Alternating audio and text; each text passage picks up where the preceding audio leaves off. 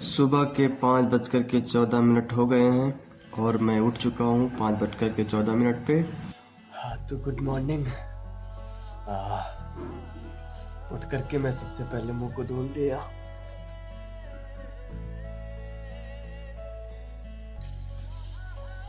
बहुत ठंडी है।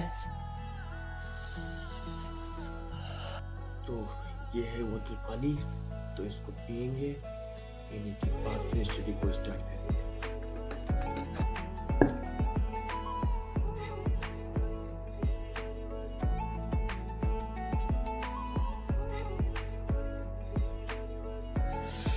तो टाइम हो चुका है 5:24, 5:24। मेरा खराब वाला फ़ोन ये रखा हुआ है, मैं आपको दिखा दे रहा हूँ। ये मेरा खराब वाला फ़ोन है, पहले वाला। तो रखते हैं इसको इधर। और आज मुझे पढ़ना है भूगोल द्वितीय प्रश्न पत्र अर्थात जियोग्राफी सेकंड पार्ट को। तो इसको हम करेंगे, पहले भी पढ़ चुके हैं इसको भी रिवीजन ही करना है। तो आइए करते हैं इसको स्टार्ट।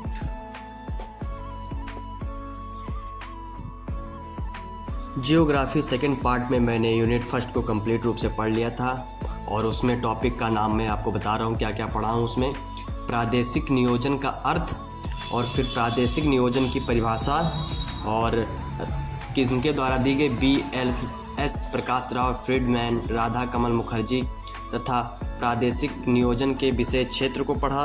और उसके बाद प्राकृतिक संसाधन और आर्थिक विकास नियोजन, प्रादेशिक नियोजन की आवश्यकता और उसके बाद प्रादेशिक नियोजन के प्रकार, सार्वजनिक क्षेत्र, प्रादेशिक नियोजन की प्रमुख विशेषताएं और प्रादेशिक नियोजन का महत्व।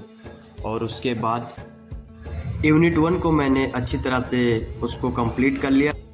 तो 5 बजे से लेकर के 6 बजे तक मैंने 1 घंटे पढ़ाई किया। तो अब चलेंगे मॉर्निंग वॉक पे। तो आइए चलते हैं मॉर्निंग वॉक करने। मैं घर से बाहर निकल आया हूँ और जा रहा हूँ मॉर्निंग वॉक के लिए। तो मैं आपको बता दूं कि मैं ग्राउंड में आ चुका हूँ। तो स्टार्ट करेंगे हम अपने एक्सरसाइज को। ग्राउंड में पहुंचने के बाद मैंने रनिंग स्टार्ट किया और उसके बाद एक्सरसाइज को अच्छी तरीके से मैंने कंप्लीट किया। एक्सरसाइज को पूरा करने के बाद मैं फिर वापस घर के लिए वहाँ से चल दिया था और घर पहुँच करके फ्रेश हो गया। सुबह सुबह गरम गरम पकौड़े, गरम गरम चाय के साथ तो करेंगे नाश्ता। तो मैं आज पढ़ने के लिए 8:07 हो रहा है, 8:07 हो रहा है। तो हम 8:07 से स्टडी को स्टार्ट करेंगे और फर्स्ट स्टडी स्लॉट को कंप्लीट करने के बाद सेकंड को भी कंप्लीट करेंगे और उसके बाद फिर लंच ब्रेक करेंगे और लंच ब्रेक करने के बाद फिर स्टडी थर्ड को करेंगे, फिर शाम को 4 को करेंगे। तो इस प्रकार से मैं स्टडी स्लॉट 4 को डेली की तरह कंप्लीट करूंगा। तो आज मैं आपको बता दूं कि क्या क्या मुझे पढ़ना है। तो स्टडी फर्स्ट स्लॉट में मैं सबसे पहले आज पढ़ूंगा जियोग्राफी का सेकेंड यूनिट पार्ट। तो मैं अभी सुबह मॉर्निंग में फर्स्ट यूनिट को पढ़ चुका हूँ, तो इसको सेकेंड यूनिट पढ़ूंगा इसमें। और फिर उसके बाद बाकी इंग्लिश है तो इंग्लिश को पढ़ेंगे और फिर ये 2 स्लॉट कंप्लीट हो जाएंगे। थर्ड और फोर्थ में मैं पढ़ूंगा, थर्ड में पढ़ूंगा जीएस को और फोर्थ स्लॉट में रीजनिंग या मैथ्स को करेंगे कंप्लीट। तो आइए करते हैं हम स्टडी को स्टार्ट। तो मैं फर्स्ट स्टडी स्लॉट को स्टार्ट कर दिया था। तो उसमें मैंने पढ़ा भारत में पारिस्थितिकी प्रादेशीकरण और भारत में शुष्क पारिस्थितिकी प्रदेश और उसके बाद अर्ध शुष्क पारिस्थितिकी प्रदेश और अपार्द पारिस्थितिकी प्रदेश को अच्छे ढंग से मैंने पढ़ा। फिर उसके बाद तटीय पारिस्थितिकी प्रदेश, फिर उसके बाद द्वीपीय देश को मैंने कंप्लीट किया और उसके साथ साथ मैंने नियोजन प्रदेश के सीमा के आधार पर क्षेत्र और तथा बृहद नियोजन प्रदेश और उपदेश, इसको मैंने अच्छी तरीके से कंप्लीट रूप से पढ़ लिया।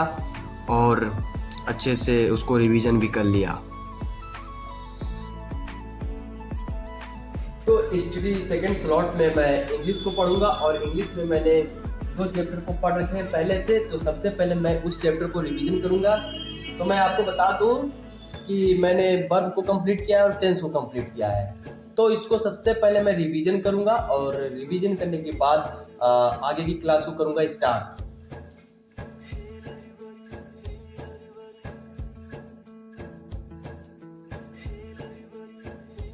तो स्टडी स्लॉट 3 को स्टार्ट करेंगे और उसमें मुझे जीएस को पढ़ना रहेगा। तो जीएस में मैंने नोट्स को कंप्लीट किया हूँ, हिस्ट्री का भी है, पॉलिटी का भी है और इकोनॉमिक्स का भी है। तो सबसे पहले मैं इन सभी को कंप्लीट रूप से करूँगा रिवीजन करने के बाद फिर आगे की क्लास को करेंगे स्टार्ट।